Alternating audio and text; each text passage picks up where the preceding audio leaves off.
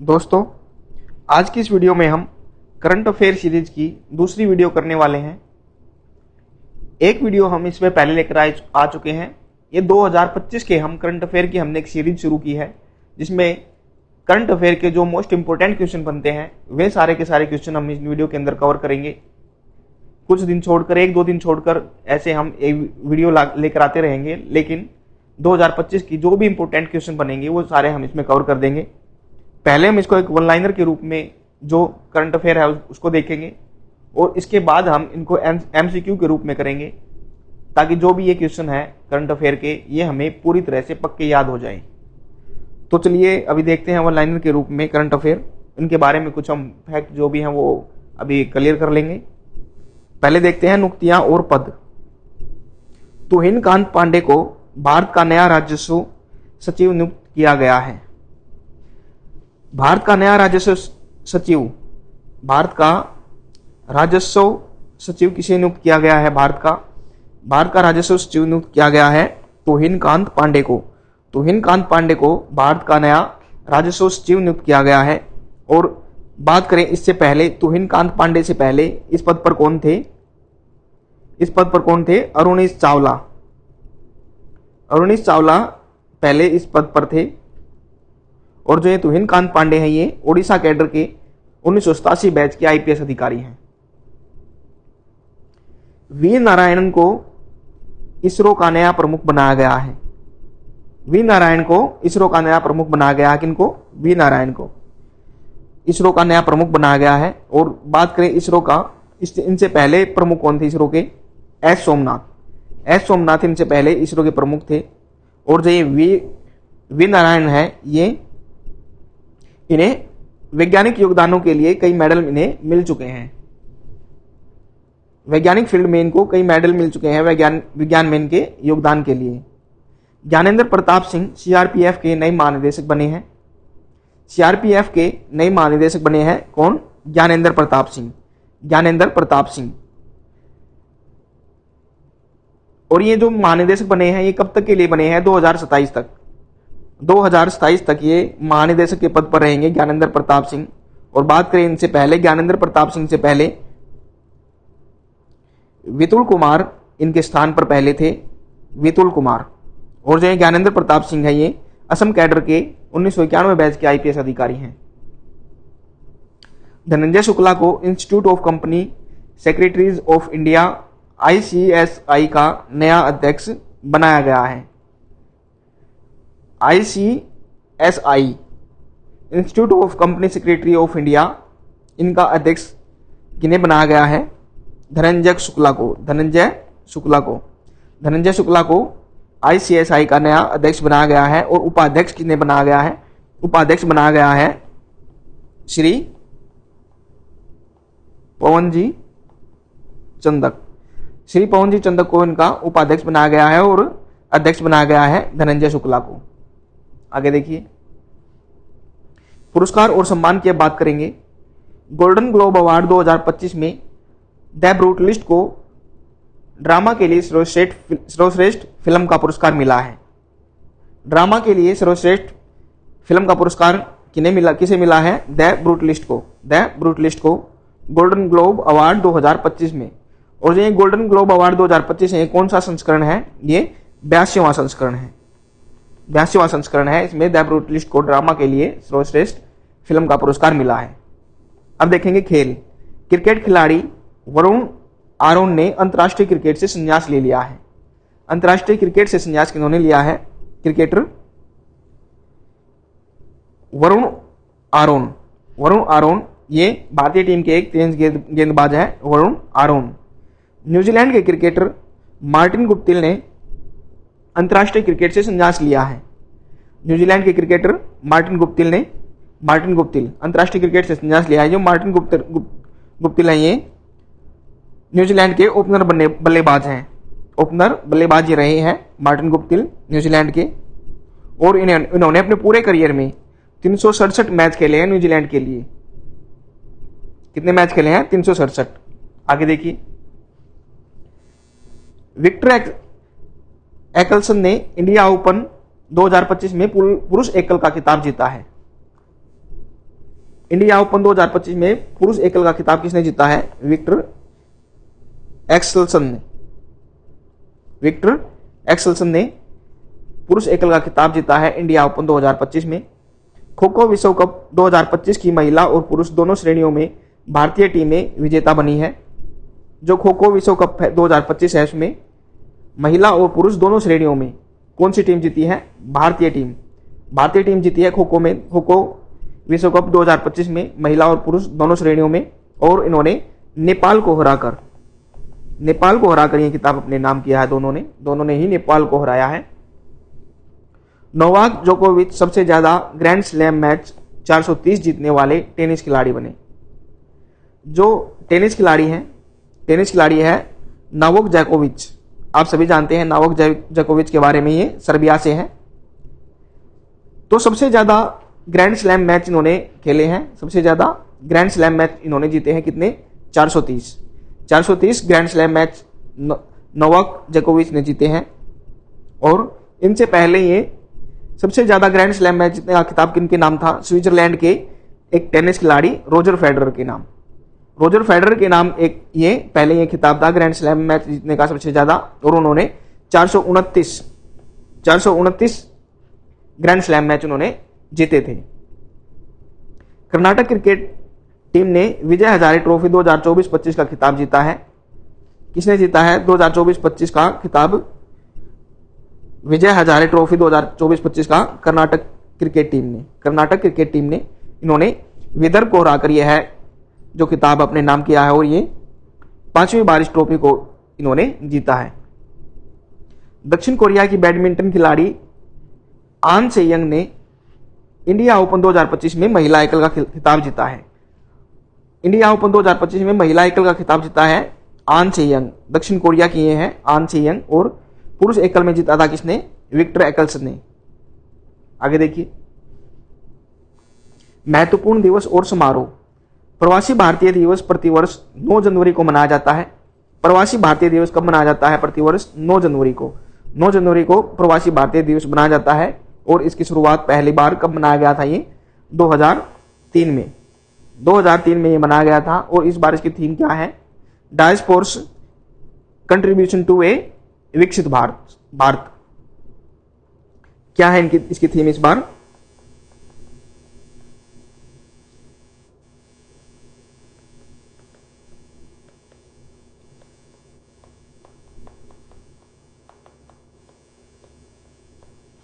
डायस्पोर्स contribution to ए विकसित भारत।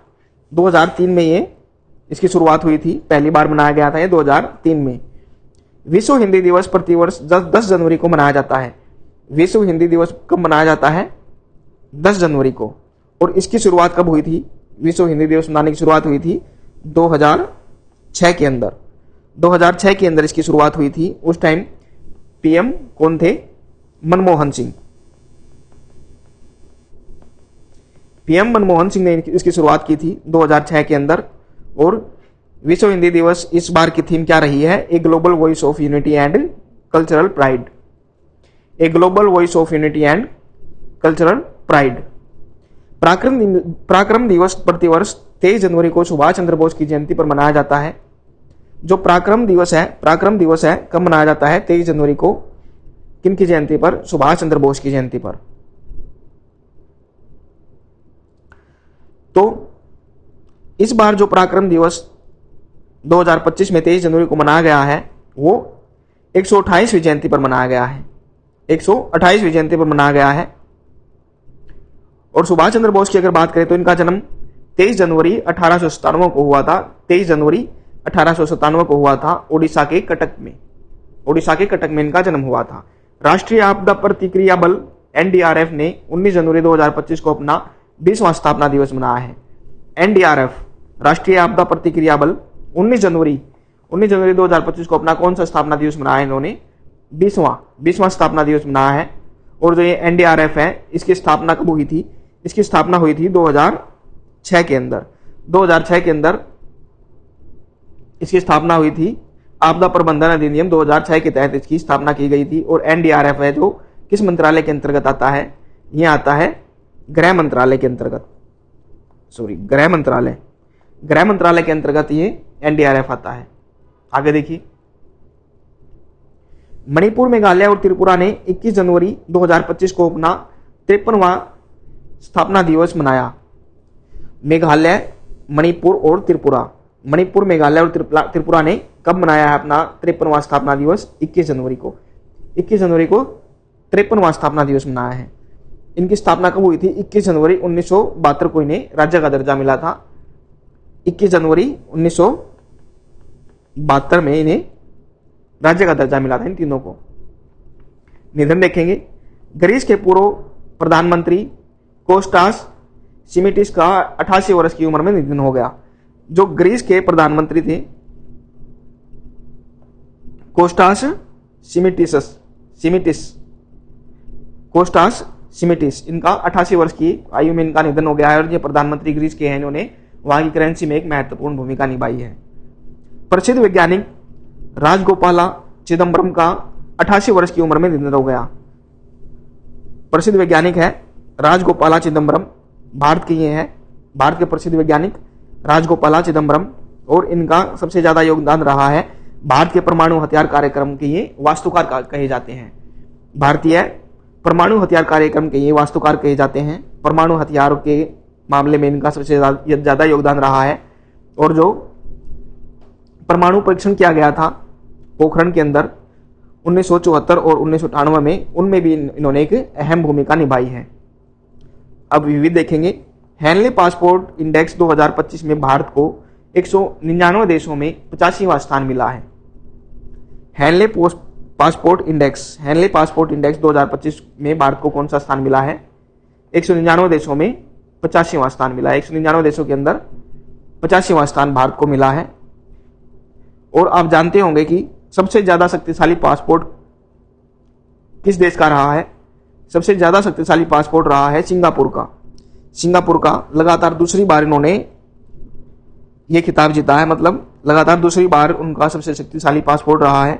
इसी के साथ सिंगापुर जो है 195 देशों में बिना वीजा के यात्रा कर सकते हैं। जो जिनके पास सिंगापुर पासपोर्ट हमें 195 देशों में बिना वीजा के यात्रा कर सकते हैं।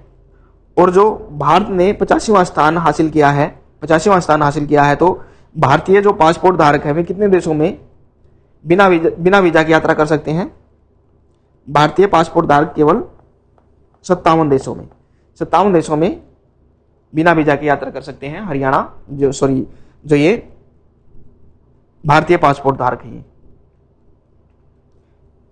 आगे देखिए, तो ये हमने वन लाइनर के रूप में हमने करंट अफेयर किया है। इसके बाद हम इसी पे बेस कुछ एमसीक्यू देखेंगे और एमसीक्यू में आपको ये याद करने हैं, पूरी तरह से आपको याद हो जाएंगे ये। तो देखिए, नियुक्तियां और पद पढ़ेंगे।